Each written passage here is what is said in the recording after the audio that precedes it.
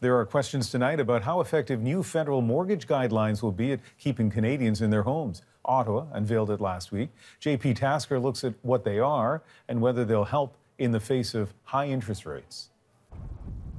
Bikram Deep Singh has a mortgage renewal looming on his Vancouver area townhome. Right now, I'm looking at the renewal rates somewhere between 6 and 6.5%. So that's going to be like bringing my payments 30 to 40% up. So that's going to be a significant chunk of money that I'll be spending every month. Singh was already just trying to keep his head above water. I'm the sole income earner in my family, so that definitely puts some stress. About 2.2 million mortgages are up for renewal in the next 2 years, according to federal data.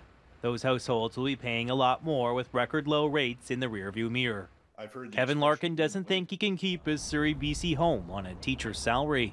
You know, I've just been running the numbers, and I don't see how I'm going to be able to renew and afford this. Finance Minister Chrystia Freeland says Ottawa is doing what it can to avoid a spike in foreclosures. I want Canadians to get through this.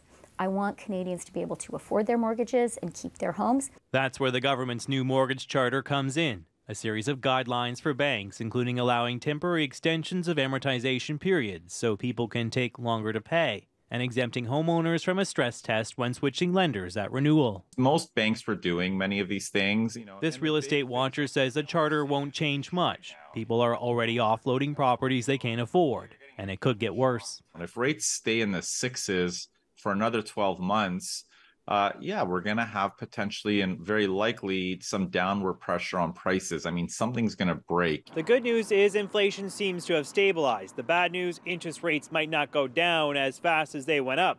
The governor of the Bank of Canada has warned people should prepare to live with higher rates for longer. JP Tasker, CBC News, Ottawa.